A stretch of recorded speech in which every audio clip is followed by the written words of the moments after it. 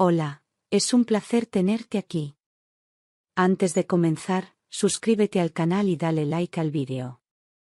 Eran las 3 de la mañana cuando la policía llamó a mi puerta con golpes secos que rompieron el silencio como un disparo. El corazón me retumbaba en el pecho mientras bajaba las escaleras envuelta en una bata vieja, todavía confundida por el sueño, sin entender qué podía estar pasando a esa hora maldita. Cuando abrí, una linterna me cegó por un segundo y detrás de ella apareció un agente con rostro impenetrable que, sin rodeos, me dijo que estaba detenida por fraude y falsificación documental, palabras que se me clavaron en el estómago como cuchillos sin filo. Mi primer instinto fue pensar en mi hijo dormido en el piso de arriba, en sus dibujos pegados en la nevera, en la cena que había dejado preparada para el día siguiente, como si todo eso pudiera protegerme de lo absurdo que estaba viviendo. Intenté preguntar qué significaba aquello, pero ya me estaban empujando contra la pared del pasillo, esposándome con movimientos mecánicos, sin siquiera mirarme a los ojos. Todo sucedía con una rapidez violenta y humillante, como si mi vida ya estuviera sentenciada y yo solo fuera una espectadora de mi propio derrumbe. Sentí que el mundo se abría bajo mis pies mientras me llevaban hacia el coche patrulla, y las luces azules proyectaban sombras grotescas en la fachada de la casa que hasta esa noche había creído segura. No entendía nada. Apenas oía mi nombre mezclado con palabras que me parecían absurdas: empresa familiar, desvío de fondos, denuncia interna. Intentaba pensar en qué momento mi vida se había desviado hacia ese abismo, pero no encontraba ni una pista. Todo sonaba ajeno, como si hablasen de otra persona con mi cara y mi nombre. Me aferraba mentalmente a lo que conocía, pero cada palabra pronunciada por los agentes me alejaba más de mi realidad. Mi propio marido, Javier, había sido quien me denunció. El agente que me acompañaba lo dijo casi con lástima, como si conociera el golpe que iba a causarme esa frase.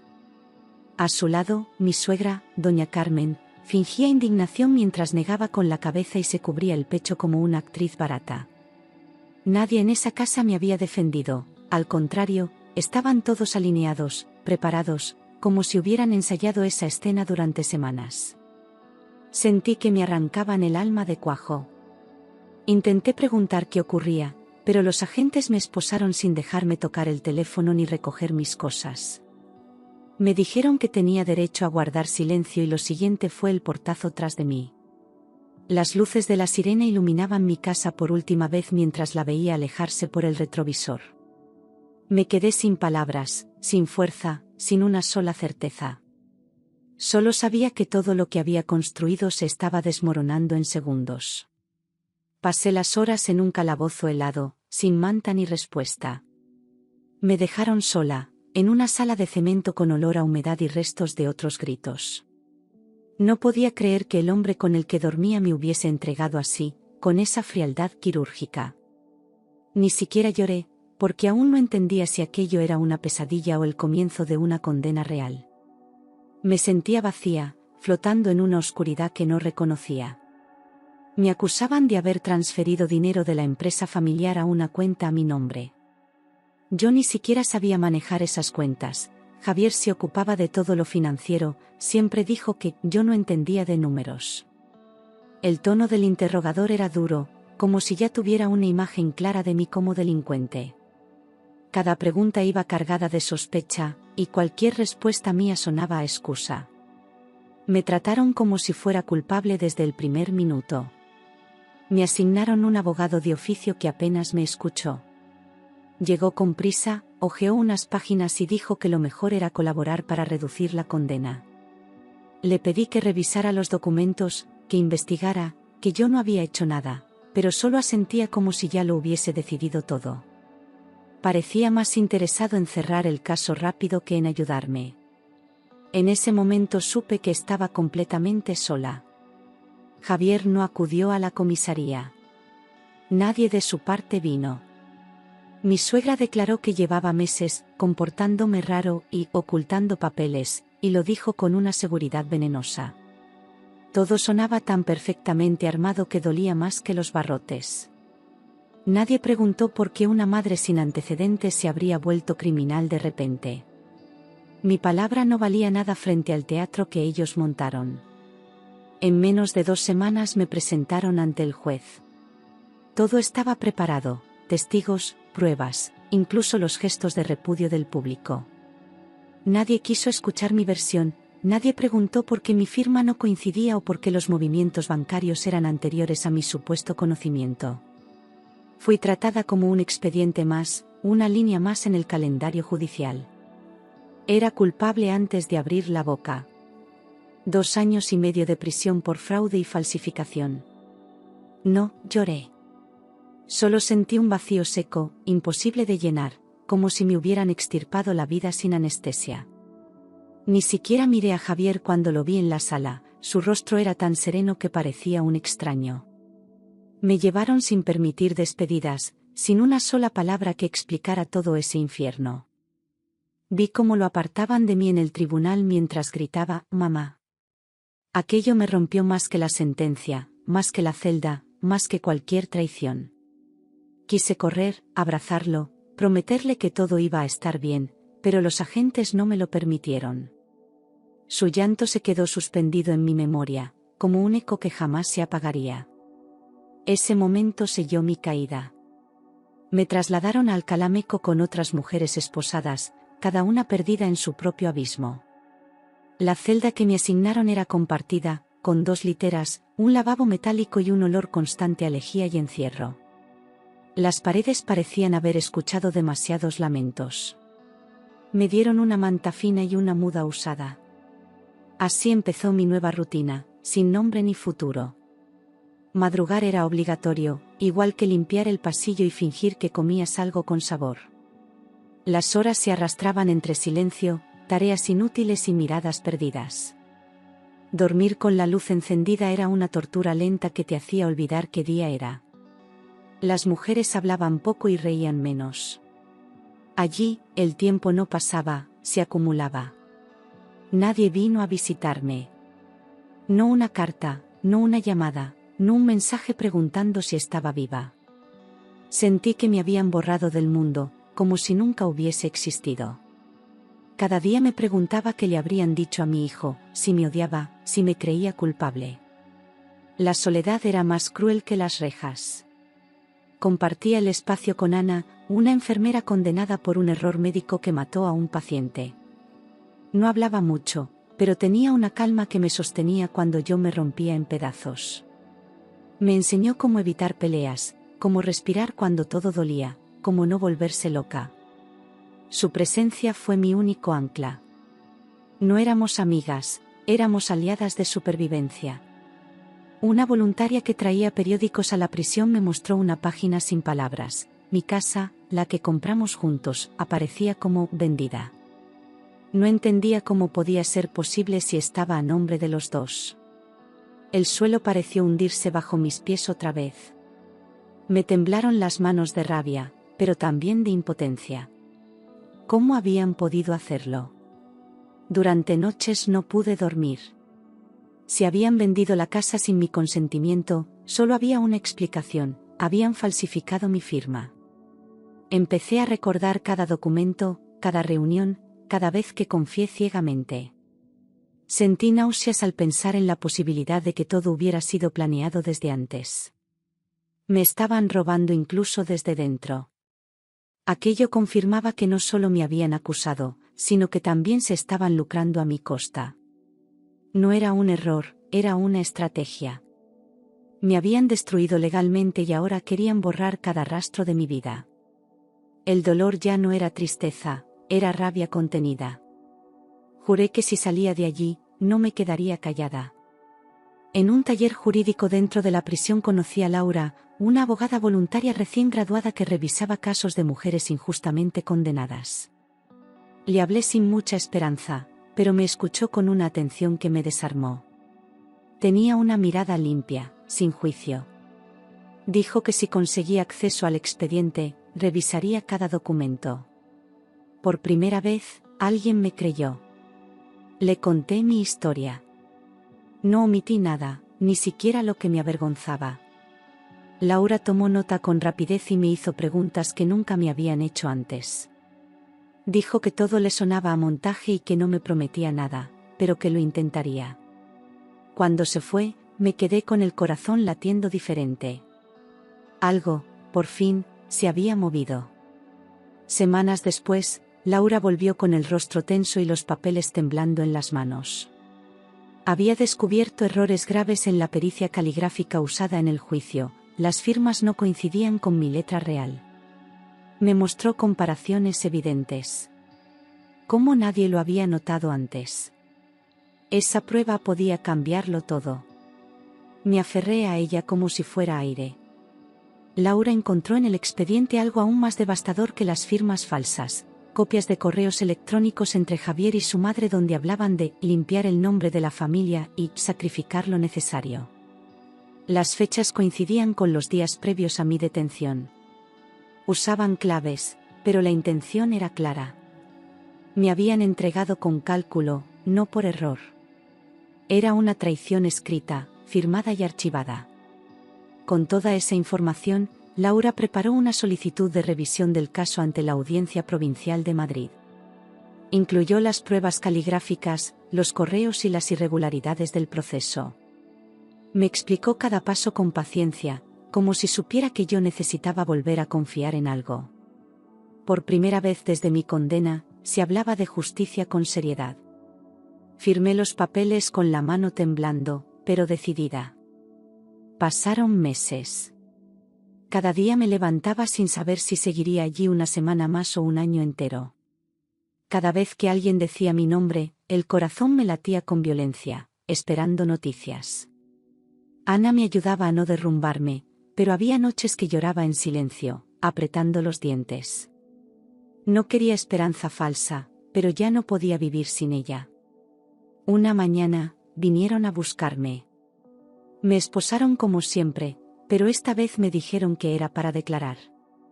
Volví al mismo juzgado donde me condenaron, con las mismas paredes, pero con otros ojos. Laura me esperaba en la entrada, seria, firme, como una escudera. Respiré hondo. Ahora tenía algo que nunca tuve antes, defensa. El perito calígrafo, esta vez independiente, declaró ante el juez que la firma del documento clave no era mía. Su voz era clara, sin dudas. Mostró los trazos, las diferencias evidentes, los errores del primer análisis. Nadie pudo contradecirlo. En ese instante, el juicio comenzó a girar. Doña Carmen se contradijo varias veces en su testimonio. Dijo que yo siempre firmaba los contratos, pero luego admitió que no estaba presente el día de los papeles clave. Su voz temblaba, y Javier no la miraba. El juez tomó nota de cada pausa, cada evasiva. Por fin, la mentira comenzaba a desmoronarse. El juez ordenó mi liberación inmediata, bajo revisión. Cuando escuché esas palabras, no reaccioné. Salí de la sala con una bolsa de plástico en la mano y el alma en estado de shock. Nadie me abrazó, nadie me esperó. Laura me acompañó hasta la calle y solo entonces me di cuenta, estaba fuera. Pero todavía no me sentía libre. Madrid me pareció otra ciudad. Todo era más rápido, más ajeno, como si yo no perteneciera ya a ese mundo. No tenía casa, ni amigos, ni familia. Caminé con la ropa que me dieron en prisión, invisible entre la gente. La libertad sin rumbo es una forma distinta de encierro. Me alojaron en un piso tutelado gestionado por una ONG. Compartía espacio con otras mujeres marcadas por el sistema. Dormí en una cama limpia por primera vez en años y lloré durante horas sin saber por qué. Era como si el cuerpo, al fin seguro, soltara todo lo que la mente había escondido. Empezar de cero duele más de lo que imaginaba.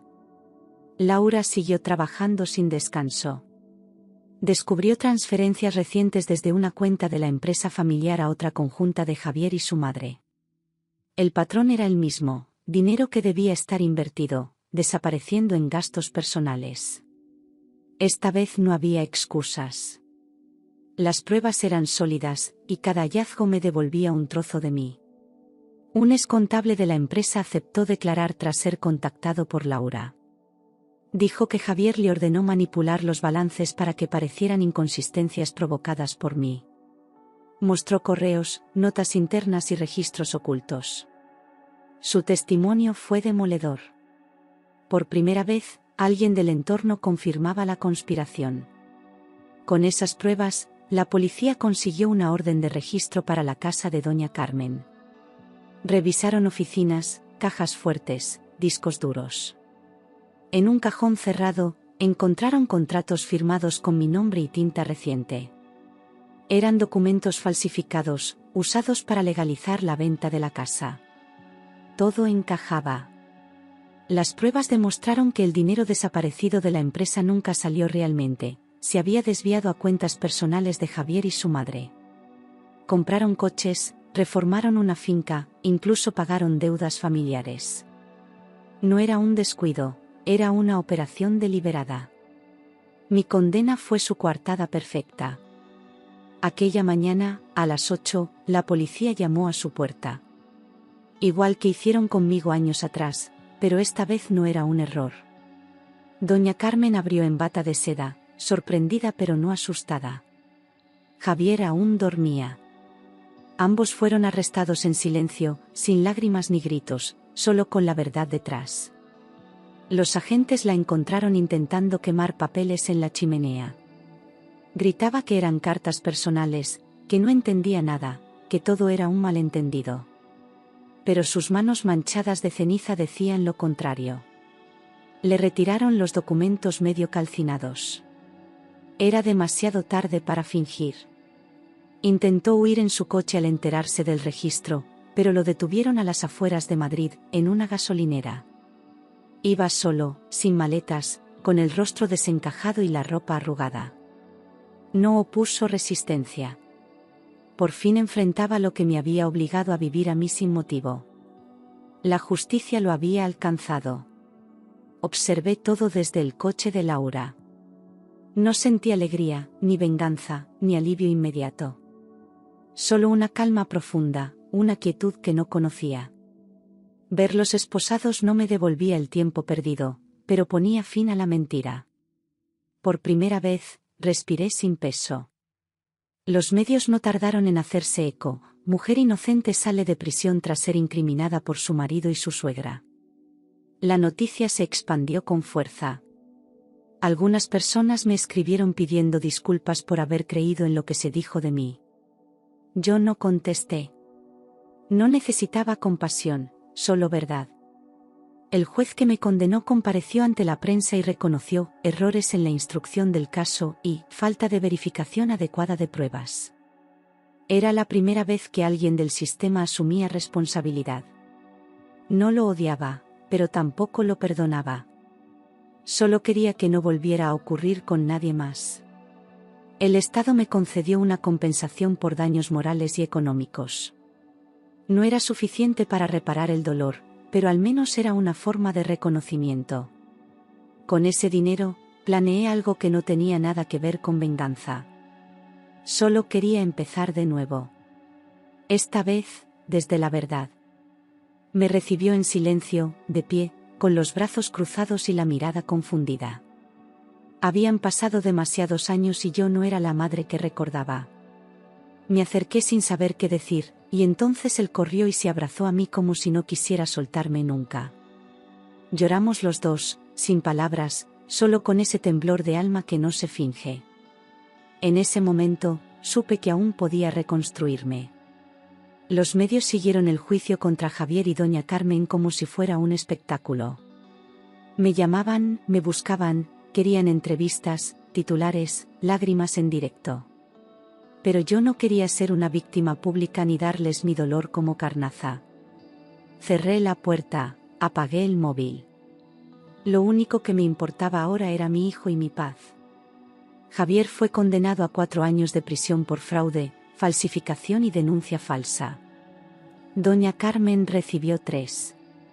No aplaudí, no celebré, no sentí alivio. Era simplemente justicia, sin brillo, sin euforia.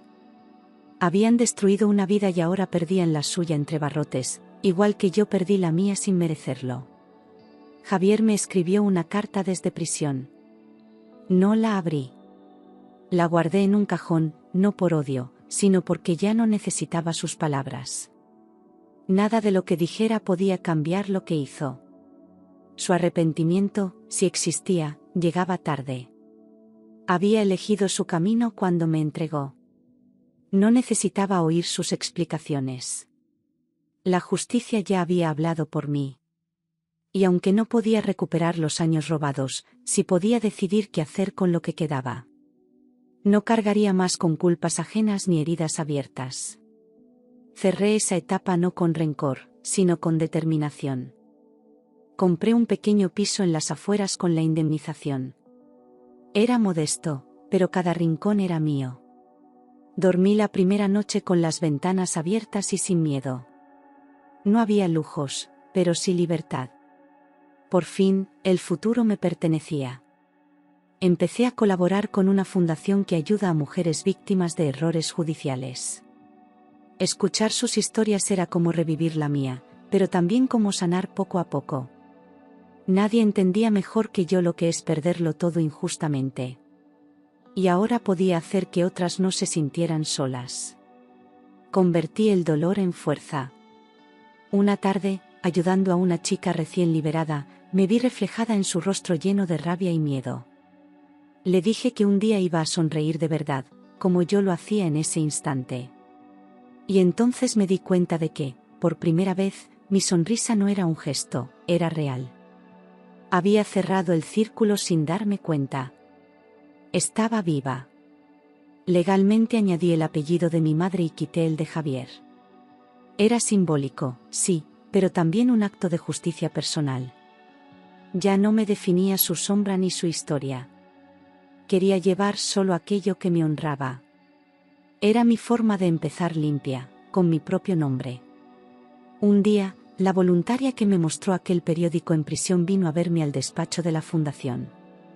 Sonrió como si nunca hubiesen pasado los años y me dijo, sabía que ibas a lograrlo. La abracé sin poder hablar. Gracias a ella, aquella semilla de duda se convirtió en el árbol de mi libertad. Una periodista escribió un artículo extenso sobre mi caso, detallando cada paso del proceso y los fallos del sistema. La historia se hizo viral y, por primera vez, mi nombre dejó de estar asociado a un crimen. El Consejo General del Poder Judicial admitió errores estructurales y prometió reformas. No buscaba aplausos, pero ese reconocimiento me dio un tipo de paz que no conocía. Ya no era invisible. No hacia ellos, sino hacia mí misma. Me perdoné por haber confiado, por haber callado, por no haber visto las señales. Entendí que ser víctima no me hacía débil, sino humana. No podía cambiar el pasado, pero sí la forma en que lo miraba. Y dejar de odiarme fue el primer paso hacia la verdadera libertad. Volver a caminar por la Gran Vía sin mirar atrás fue más que salir de prisión, fue renacer. Respirar sin miedo, cruzar un semáforo sin pensar en barrotes, comprar un café sin sentir culpa. Las cosas pequeñas recobraban su valor. La vida seguía, y yo, por fin, también. Ana, mi antigua compañera de celda, salió también. Nos reencontramos en la fundación, como dos sobrevivientes de un naufragio. Nos abrazamos como hermanas que no necesitan palabras para entenderse. Habíamos compartido el infierno y ahora nos dábamos la mano en la reconstrucción. Su risa fue el sonido más honesto que escuché en años. El abogado de oficio que me ignoró fue sancionado por negligencia profesional. No me alegré, pero sentí que, al menos, el sistema empezaba a reconocer sus fallos. Ya no era solo yo la que gritaba. Mi caso abrió camino para revisar otros similares. La herida seguía, pero al menos ya no estaba tapada. Decidí estudiar Derecho. No por revancha, sino por justicia. Quería entender las reglas que una vez me aplastaron y convertirme en quien evita que otras pasen por lo mismo.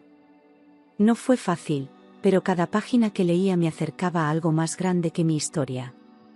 Esta vez, lucharía con conocimiento. Me ayudó a matricularme, revisó mis papeles y me acompañó en los primeros pasos como si fuera mi hermana mayor. Ahora serás tú quien defienda a las inocentes, me dijo con una sonrisa llena de orgullo. Su fe en mí fue la semilla de todo lo que vendría después. Ella no solo me salvó, me transformó. Empecé como asistente en su despacho, revisando expedientes, entrevistando mujeres que necesitaban ser escuchadas. Aprendí que la justicia no es rápida ni perfecta, pero que vale la pena perseguirla.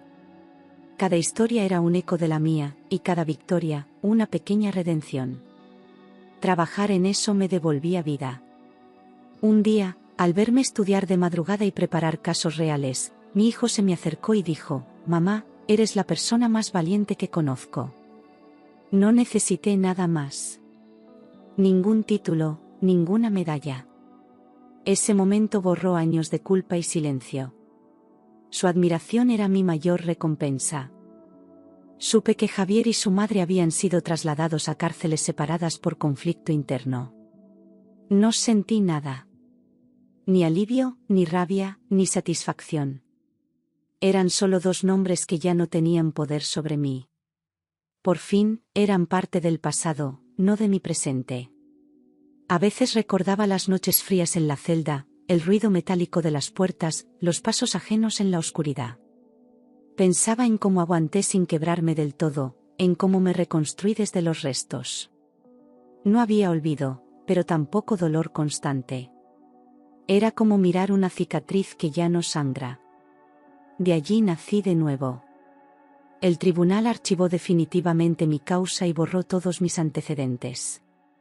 Legalmente, era como si nunca hubiera pasado, pero yo sabía que sí. No necesitaba que el papel lo dijera, mi vida ya lo había demostrado. Aún así, ver el documento fue como respirar profundo por primera vez. Había justicia, al fin. Fui al cementerio a dejar flores en la tumba de mi madre. Le hablé en voz baja, como cuando era niña y me refugiaba en sus brazos. «Ya está hecho, mamá. Soy libre», le susurré con los ojos llenos, pero sin llanto. Sentí que ella siempre supo que iba a resistir. Esa fue mi despedida más serena. Caminé por Madrid al atardecer, el viento suave en el rostro, sin prisa ni destino fijo. La ciudad ya no me dolía, ya no me asustaba. Era mía otra vez. Sabía que la justicia, al final, siempre llega, aunque tarde. Y yo estaba viva para contarlo. Ya nadie me señalaba por lo que decían que hice, sino por lo que logré. No necesitaba defenderme, mi historia hablaba por sí sola. Había transformado el barro en cimiento. Cada paso ahora tenía sentido. Y caminar sin miedo era mi mayor victoria. En la fundación, otras mujeres me pedían consejo, apoyo, palabras que calmaran. Yo no tenía fórmulas mágicas, solo verdad. Les hablaba desde la herida cerrada, no desde la teoría. Y cuando alguna salía adelante, sentía que mi pasado encontraba propósito. Ya no era solo una historia triste, era guía. Sin Ana, Laura, la voluntaria del periódico, no habría resistido. Ellas fueron los eslabones que evitaron mi caída total. Aprendí que la salvación rara vez es individual. Nos necesitamos. Por eso, cada mujer que ayudaba era también parte de mi propia redención. Nos curábamos juntas. Ya no temía llamadas a medianoche ni puertas que se abren de golpe. Mi vida era sencilla, pero estable. Mi hijo sonreía, yo trabajaba, el silencio ya no dolía. El miedo, que tanto tiempo me gobernó, ahora era solo un recuerdo que no mandaba. Vivir tranquila era todo lo que soñaba. Decidí escribir mi historia para que otras no se sintieran solas. No buscaba fama ni venganza, solo verdad. Porque la justicia no siempre llega sola, hay que empujarla. Y si mi voz servía para abrir una sola puerta más, entonces todo habría valido la pena. Ese era mi legado. No había más juicios pendientes, ni heridas abiertas, ni deudas con el pasado. Era solo yo, completa, en paz, mirando hacia adelante. A veces basta con sobrevivir para ganar. Y yo no solo sobreviví, volví a nacer. Esta no fue mi historia de caída, fue mi historia de renacer. Ese día, al volver del trabajo, encontré en la puerta del piso un ramo de flores sin nota. No me hizo falta leer nada, supe que era un gesto de alguien que aún no entendía que ya no podía entrar en mi vida. Lo dejé en un banco del parque más cercano y seguí caminando. Agradecer el pasado no significaba cargarlo conmigo. Y yo solo quería seguir ligera. A veces me detenía frente a un espejo y no reconocía a la mujer que me devolvía la mirada. Ya no era la que confiaba sin preguntas, ni la que aguantaba por miedo. Era otra, con las cicatrices a la vista y la espalda recta. No perfecta, pero íntegra. Aprendí a quererme sin condiciones.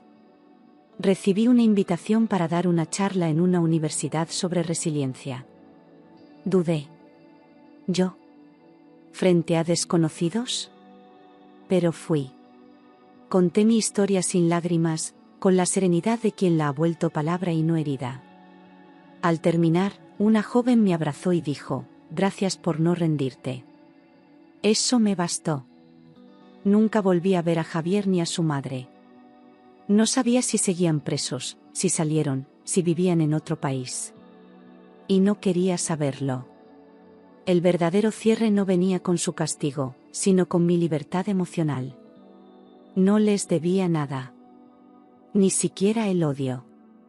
En primavera, mi hijo me llevó a ver una obra de teatro del colegio donde hacía de árbol.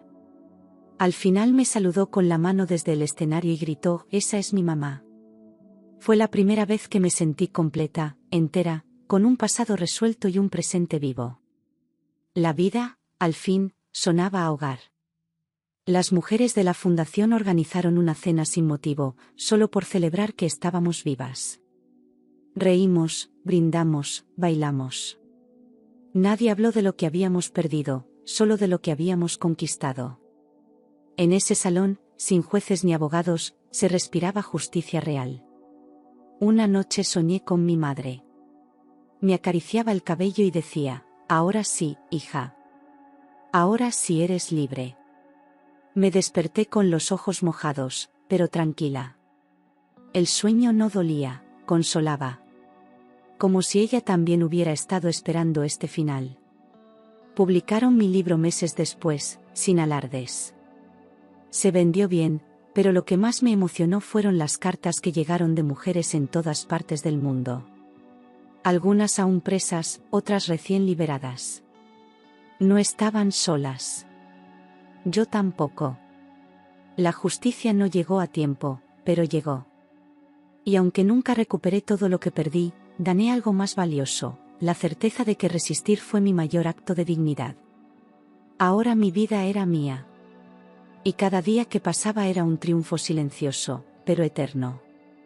Cierro la puerta del pasado sin llave, porque ya no temo que vuelva.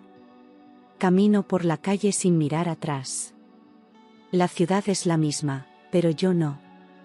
Ahora sé quién soy, de qué estoy hecha, y lo que merezco. La historia terminó, sí. Pero yo apenas estoy empezando.